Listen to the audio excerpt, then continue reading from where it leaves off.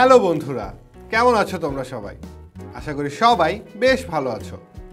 আমি জুলফিকার হায়দার তোমাদের সবাইকে স্বাগত জানাচ্ছি গো জি8-এ।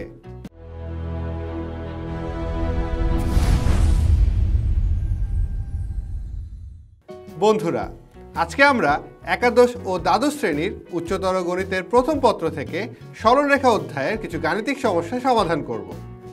তাহলে চলো দেরি না করে শুরু করা যাক আমাদের আজকের এপিসোডটি। বন্ধুরা, তোমরা তোমাদের স্ক্রিনে তিনটি গাণিতিক সমস্যা দেখতে পাচ্ছ। চলো এক এক করে আমরা গাণিতিক সমস্যাগুলো সমাধান করি।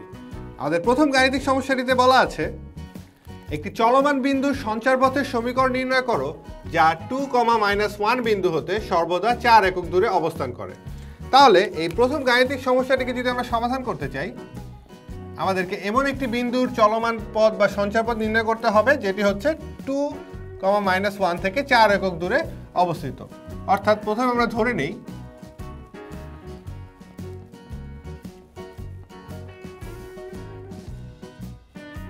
নির্দিষ্ট বিন্দুটি আমার হচ্ছে CX, Y এবং বলা আছে CX, Y অর্থাৎ এই বিন্দুটি থেকে 2,-1 এর দূরত্ব হচ্ছে 4 একক। তাহলে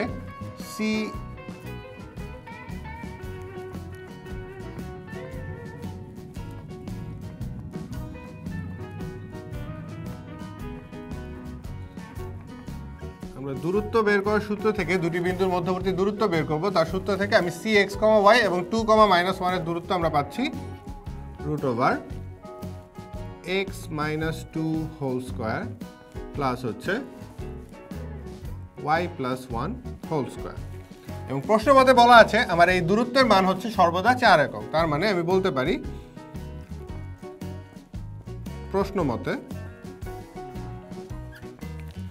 আর এই √x - 2 হোল স্কয়ার প্লাস হচ্ছে y + 1 হোল স্কয়ার, এটা সমান হচ্ছে আমাদের 4। আমি যদি বর্গ করে দেই তাহলে x - 2 হোল স্কয়ার প্লাস হচ্ছে y + 1 whole square equals to আমার হচ্ছে 4 এর বর্গ হচ্ছে গিয়ে 16।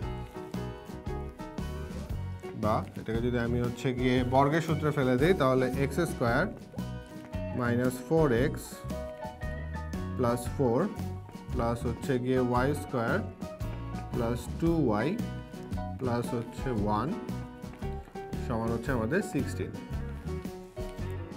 তাহলে এটাকে সব কিছুকে যদি আমরা একত্রিত করে ফেলি তাহলে এখান থেকে আমি একটি সমীকরণ পাই যেটি আসছে হচ্ছে আমাদের x² + y² -4x plus 2y এবং আমি 16কে যদি এই পাশে নিয়ে আসি তাহলে 16 থেকে বাদ যাবে 4 আর 5, তাহলে -11 সমান হচ্ছে 0।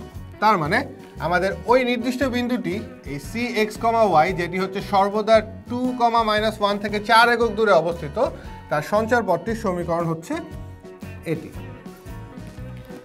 আশা করি প্রথম গাণিতিক সমস্যার সমাধানটি তোমরা বুঝতে পেরেছো। বন্ধুরা, এতক্ষণ আমরা প্রথম গাণিতিক সমস্যাটি সমাধান করলাম। এবার চলো দ্বিতীয় গাণিতিক সমস্যায় কি বলা আছে তা দেখে তা সমাধান করি।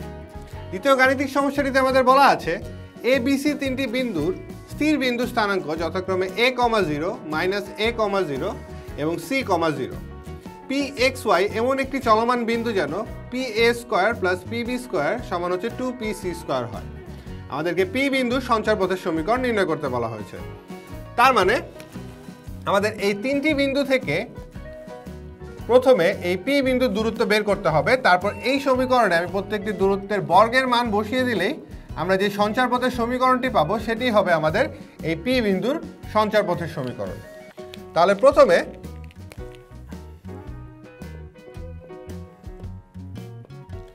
আমরা এই প্রত্যেকটি ABC এই প্রতিটি বিন্দু থেকে P বিন্দুর দূরত্ব নির্ণয় করি। তাহলে PX, Y হতে A,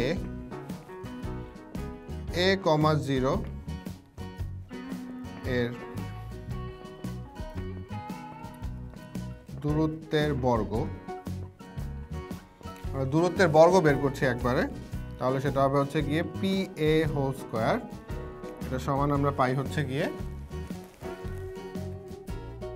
x minus a whole square plus হচ্ছে y স্কোয়ার। যেহেতু আমরা দূরত্বের বর্গ বের করছি তাহলে আমাদের হচ্ছে গিয়ে স্কোয়ার রুট ব্যবহার করতে হচ্ছে না। এবার যদি বি বিন্দুর ক্ষেত্রে বের করি যে পি এক্স কমা ওয়াই হতে বি মাইনাস এ কমা 0 এর দূরত্বের বর্গ, আমার এটা আসবে হচ্ছে গিয়ে পি বি হোল স্কোয়ার, তাহলে এটা আসবে হচ্ছে গিয়ে এক্স প্লাস এ হোল স্কোয়ার প্লাস হচ্ছে ওয়াই স্কোয়ার।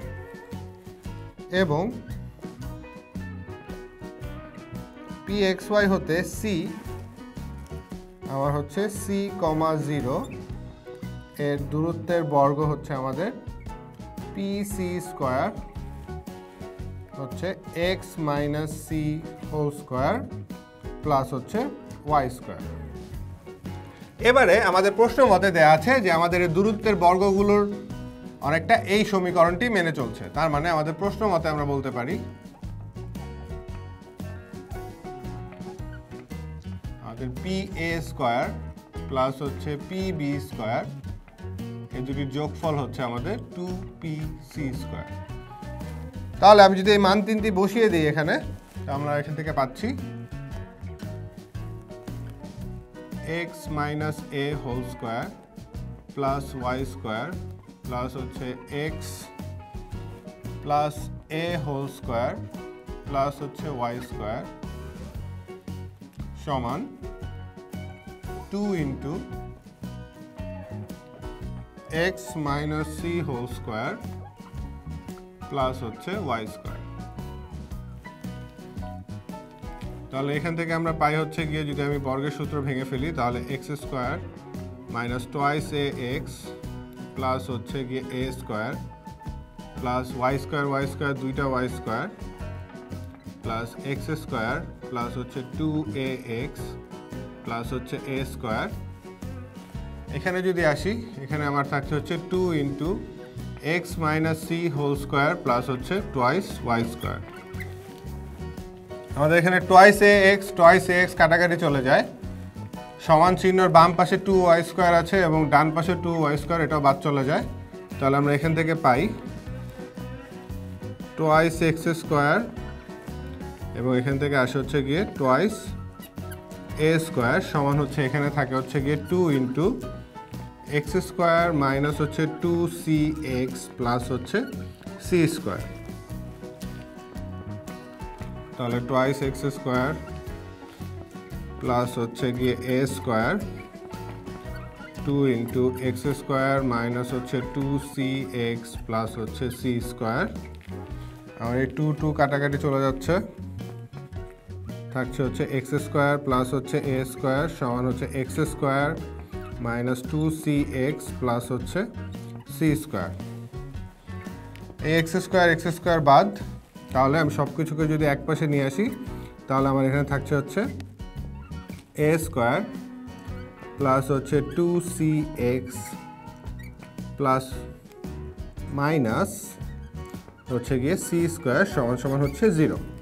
তাহলে এই সমীকরণটি হচ্ছে আমাদের এই পি এক্স কমা ওয়াই এর সেই সমীকরণ, যেই সমীকরণটির সঞ্চার পথ হচ্ছে এটি। তাহলে এটাই হচ্ছে আমাদের নির্ণেয়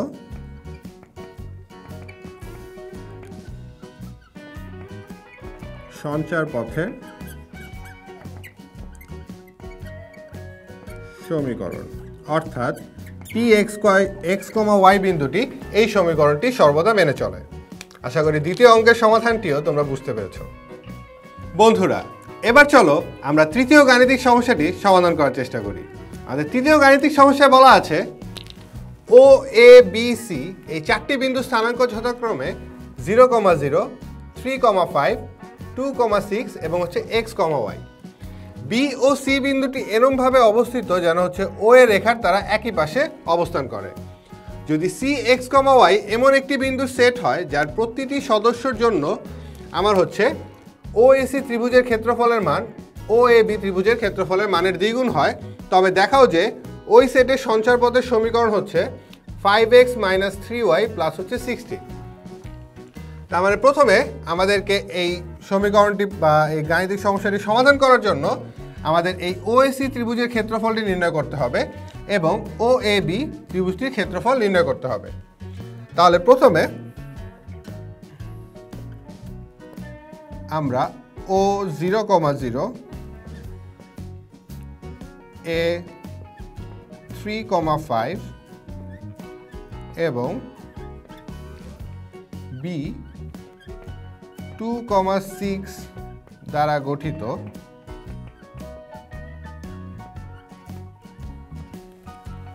ত্রিভুজের ক্ষেত্রফল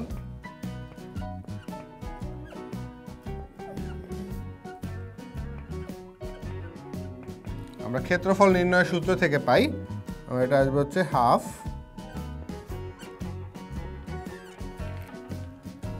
আমাদের হচ্ছে 0, 0, 1, 3, 5, 1, 2, 6, 1।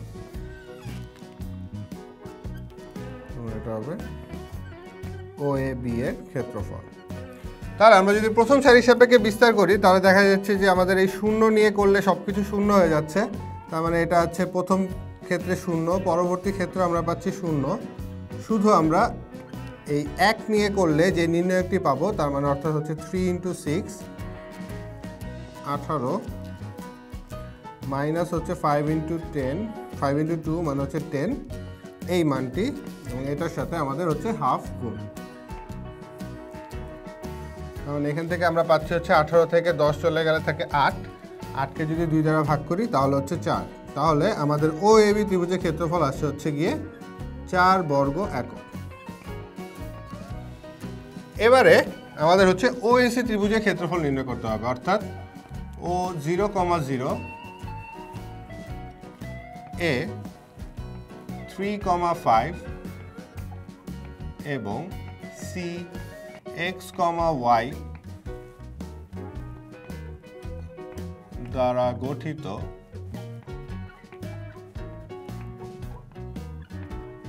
ত্রিভুজের ক্ষেত্রফল হচ্ছে আমাদের OAC। এটা সমান আমাদের হবে হচ্ছে গিয়ে হাফ, আমাদের নির্ণয়কটি হবে হচ্ছে গিয়ে 0, 0, 1, 3, 5, 1 এবং হচ্ছে x, y, 1। এটাকেও যদি আমরা প্রথম সারির সাপেক্ষে হচ্ছে বিস্তার করি তাহলে আমরা পাচ্ছি হচ্ছে হাফ, প্রথম ক্ষেত্রে 0, পরবর্তী ক্ষেত্রে হচ্ছে আমাদের 0, পরবর্তী ক্ষেত্রে যদি আমি নেই 1 ইন্টু আমার আসছে হচ্ছে গিয়ে থ্রাইস y মাইনাস হচ্ছে 5x।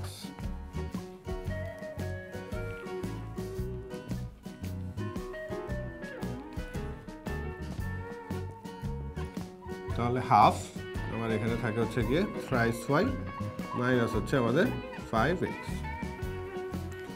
আমাদেরকে বলা ছিল প্রশ্ন মতে যে আমাদের OAC ত্রিভুজের ক্ষেত্রফল হচ্ছে OAB ত্রিভুজের ক্ষেত্রফলের দ্বিগুণ, অর্থাৎ আমরা প্রশ্ন মতে বলতে পারি আমার এই OAC ত্রিভুজের ক্ষেত্রফল হচ্ছে 2 × OAB ত্রিভুজের ক্ষেত্রফল। এটার মান হচ্ছে এত বর্গ একক। তাহলে আমি যদি দুটি ত্রিভুজের ক্ষেত্রফল বসিয়ে দিই তাহলে OAC ত্রিভুজের ক্ষেত্রফল ছিল আমার এটা হাফ 3y মাইনাস হচ্ছে 5x এবং 2 × OAB ত্রিভুজের ক্ষেত্রফল ছিল 4, তাহলে 4।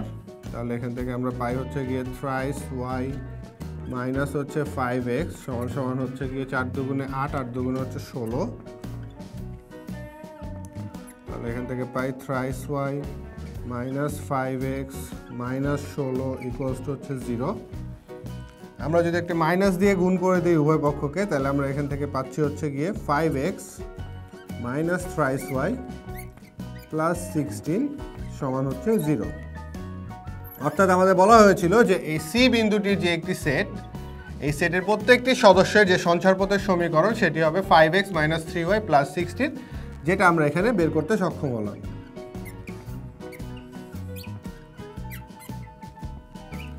আশা করি তোমরা এই তৃতীয় গাণিতিক সমস্যার সমাধানটিও বুঝতে পেরেছো। বন্ধুরা, আমাদের আজকের এপিসোডটি তাহলে এ পর্যন্তই। দেখা হবে পরবর্তী এপিসোডে সরল রেখার আরও কিছু গাণিতিক সমস্যার সমাধান নিয়ে। সে পর্যন্ত তোমরা ভালো থেকো, সুস্থ থেকো এবং অবশ্যই গো জি8 এর সাথেই থেকো।